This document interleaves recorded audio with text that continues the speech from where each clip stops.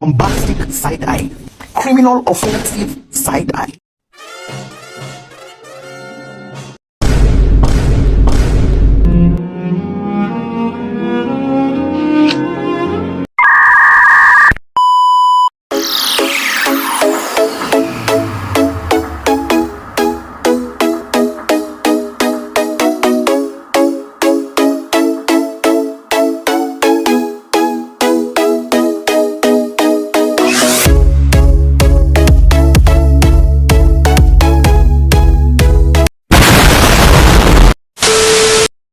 Assalamualaikum warahmatullahi wabarakatuh. Perkenalkan, nama saya Hadisita Maulidiah dengan NIM 30524045. Di sini saya akan membuat video untuk tugas ulangan tengah semester mata kuliah Sejarah Peradaban Islam.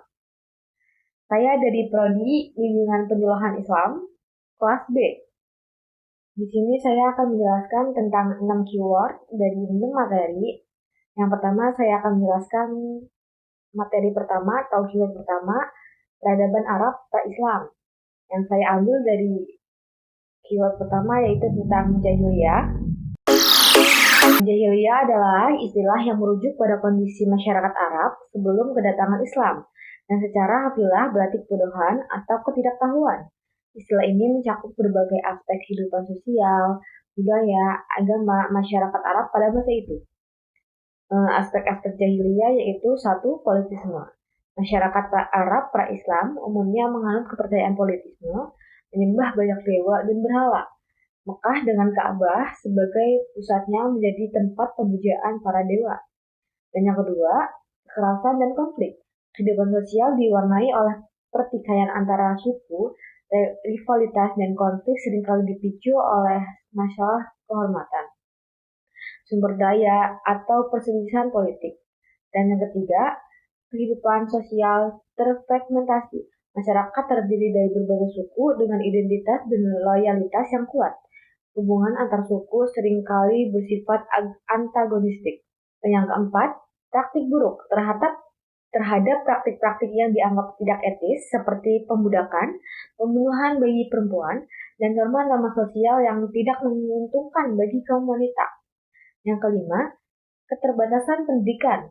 Pendidikan lebih bersifat lisan dengan sastra dan puisi sebagai bentuk ekspresi budaya yang penting, tapi tidak terstruktur. Yang keenam, ekonomi berbasis perdagangan. Masyarakat jahiliyah terlibat dalam perdagangan, khususnya di kota-kota seperti Mekah yang menjadi pusat perdagangan antar wilayah. Apa sih dampak jahiliyah itu? Jahiliyah menjadi latar belakang yang signifikan untuk memahami transformasi yang terjadi dengan munculnya Islam. Ajaran Islam kemudian memperkenalkan nilai-nilai baru seperti monoteisme, keadilan sosial, dan peraturan dan persatuan yang mengubah kondisi masyarakat Arab secara mendasar. Materi yang kedua atau keyword yang kedua, peradaban Islam masa Rasulullah SAW, periode Mekah dan Madinah. Keyword yang saya ambil dari peradaban Islam masa Rasulullah SAW, periode Mekah dan Madinah, yaitu ada ummah. Ummah adalah istilah yang menggambarkan komunitas muslim yang terbentuk di bawah kepemimpinan Rasulullah SAW. Konsep ini memiliki peran penting dalam peradaban Islam selama periode Mekah dan Madinah. Yang pertama ada periode Mekah. Pengertian awal ummah mulai terbentuk di Mekah sebagai respons terhadap penyebaran ajaran Islam.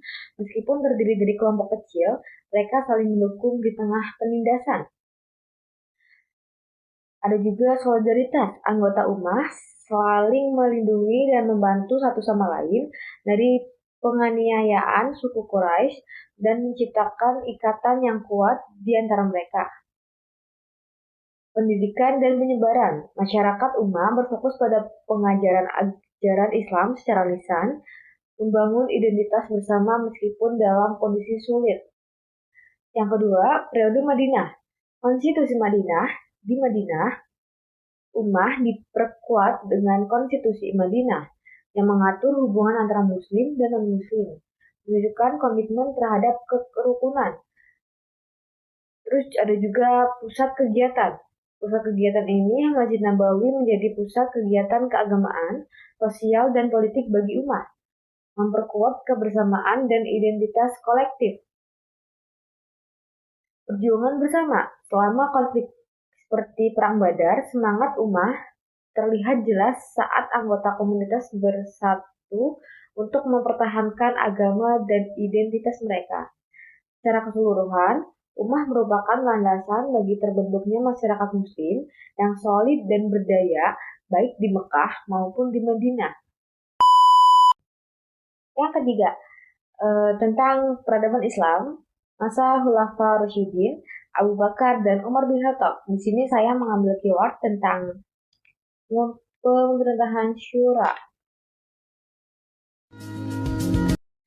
Pemerintahan syura pada masa Khulafaur Rasyidin, khususnya di bawah kepemimpinan Abu Bakar dan Umar bin Khattab, merupakan salah satu pilar penting dalam peradaban Islam. Berikut adalah penjelasan singkat dan detail mengenai konsep ini. Pengertian syura. Syura berasal dari kata Arab yang berarti musyawarah atau konsultasi. Dalam konteks pemerintahan Islam, syura merujuk pada mekanisme pengambilan keputusan yang melibatkan diskusi dan pertimbangan dari berbagai pihak sebelum mencapai kesepakatan. Syura menjadi prinsip dasar dalam mengelola urusan negara dan masyarakat.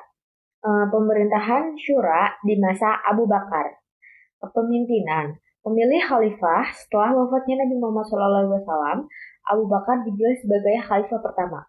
Melalui proses syura yang melibatkan para sahabat dan tokoh masyarakat, ini menunjukkan bahwa kekuasaan tidak diperoleh secara otoriter, tetapi melalui konsensus umat. Kebijakan Abu Bakar mengedepankan prinsip musyawarah dalam pengambilan keputusan, terutama dalam menghadapi masalah-masalah besar seperti Perang Ridha yang bertujuan untuk menyatukan kembali umat Islam yang terpecah. Peran Majelis Syura. Konsultasi dengan sahabat. Abu Bakar sering berkonsultasi dengan sahabat-sahabatnya, seniornya, dalam menentukan kebijakan. Hal ini menciptakan suasana pemerintahan yang inklusif dan responsif terhadap kebutuhan masyarakat. Pemerintahan syura di masa Umar bin Khattab. Inovatif dan reformasi. Pengembangan sistem syura, Umar bin Khattab memperkuat sistem syura dengan membentuk Dewan Penasihat yang terdiri dari tokoh-tokoh penting dari kaum Muhajirin dan Ansor. Dewan ini berfungsi untuk memberikan masukan dalam pengembalian keputusan strategis. Kebijakan politik. Umar dikenal dengan kebijakan-kebijakan reformasinya seperti pengaturan administrasi negara dan penetapan sistem perpajakan yang adil. Keputusan-keputusan tersebut seringkali diambil setelah melalui musyawarah dengan Dewan Penasihat. Pentingnya keadilan. Prinsip keadilan dalam setiap keputusan, Umar selalu menekankan pentingnya keadilan dan kesejahteraan rakyat. Ia percaya bahwa syura bukan hanya sekedar formalitas, tetapi harus menghasilkan keputusan yang bermanfaat bagi umat. Materi yang keempat, yaitu peradaban Islam masa Khulafaur Rasyidin, Utsman bin Affan dan Ali bin Abi Thalib. Di sini saya mengambil keyword tentang pembangunan infrastruktur. Pembangunan infrastruktur pada masa Khulafaur Rasyidin, khususnya di bawah kepemimpinan Utsman bin Affan dan Ali bin Abi Thalib, merupakan bagian integral dari pengembangan peradaban Islam. Yang pertama ada pembangunan infrastruktur pada masa Utsman bin Affan pada tahun 644 sampai 656 Masehi. Itu ada perluasan dan perbaikan infrastruktur. Yang pertama ada pembangunan masjid. Utsman memperluas Masjid Nabawi di Madinah, menjadikan lebih besar dan lebih nyaman untuk digunakan oleh umat Islam.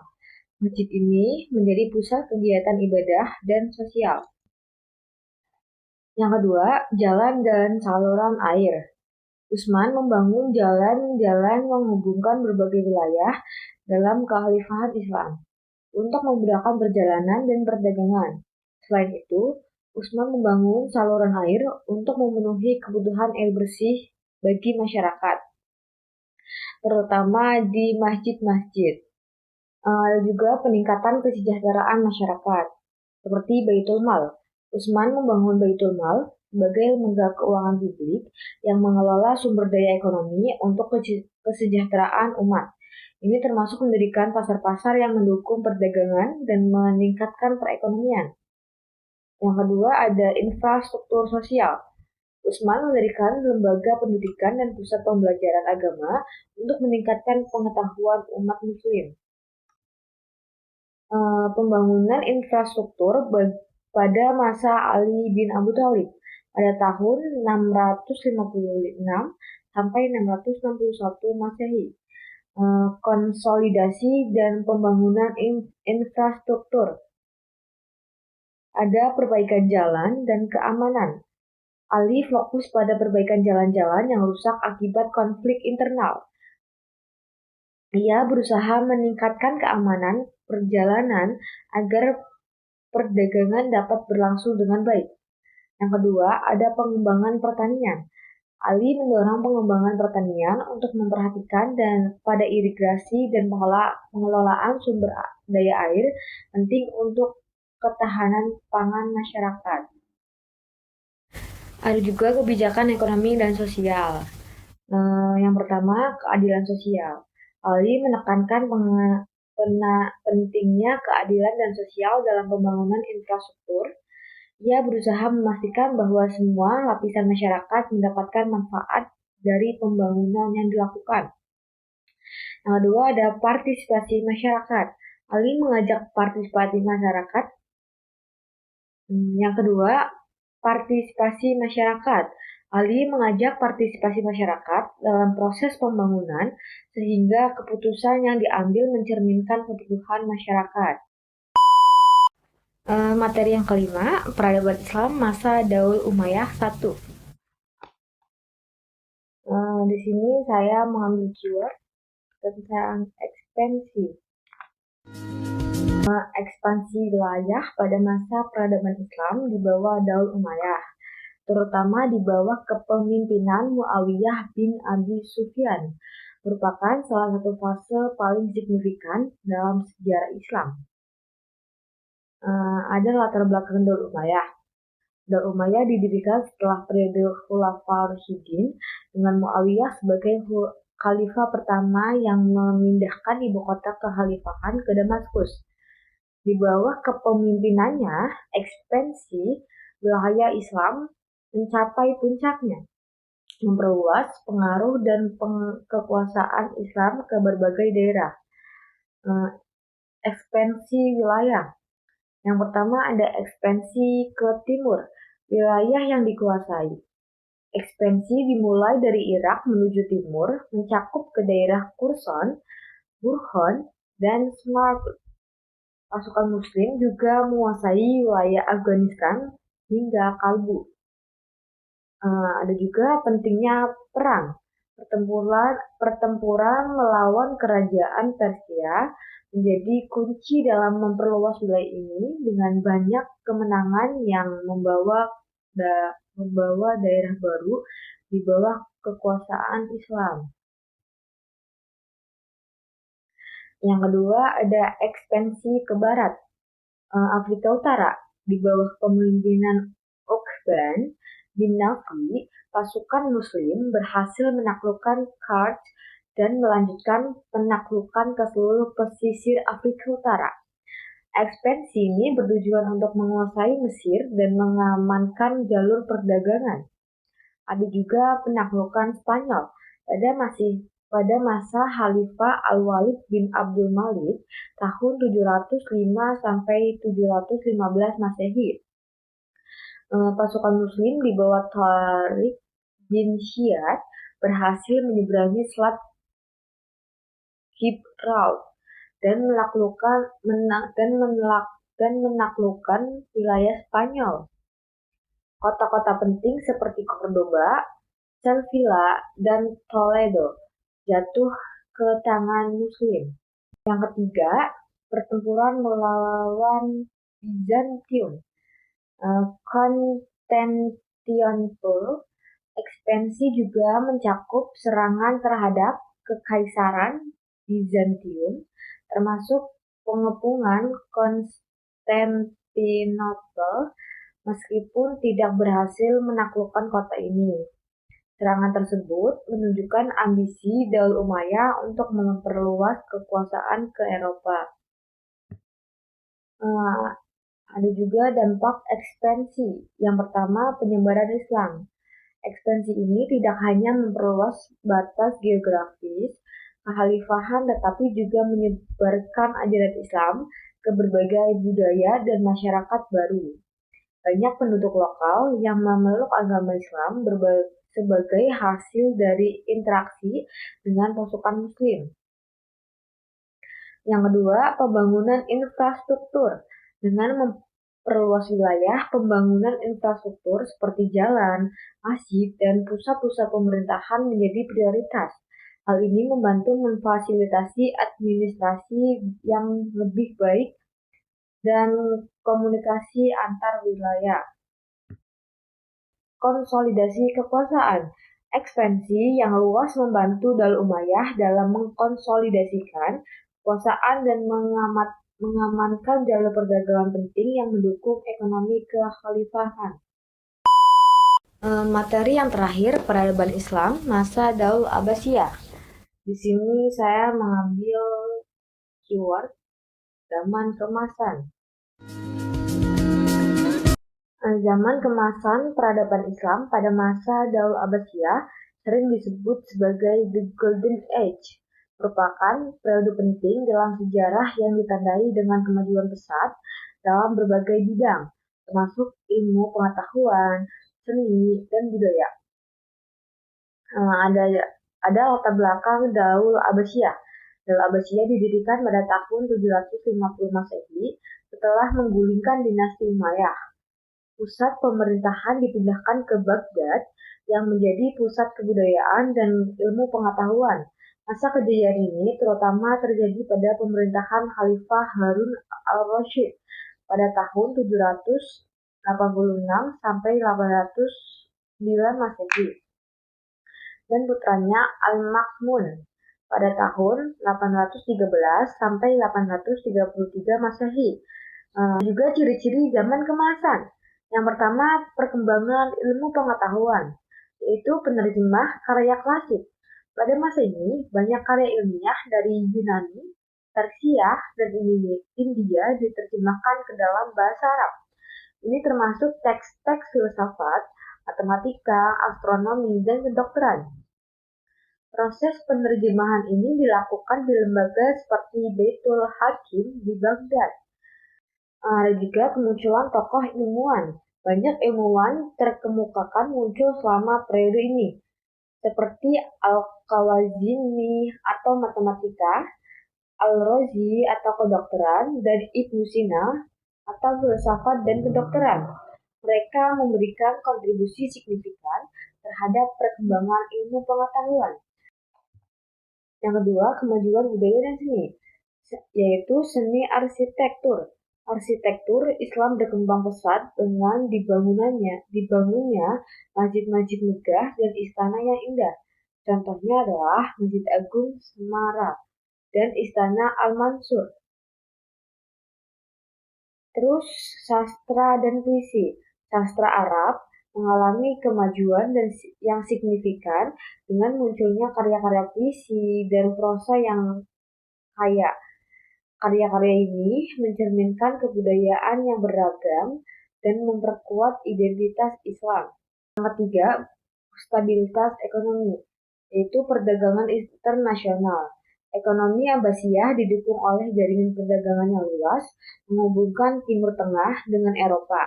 Afrika Utara, dan Asia. Barang-barang seperti rempah-rempah, tekstil, dan barang-barang mewah diperdagangkan secara aktif.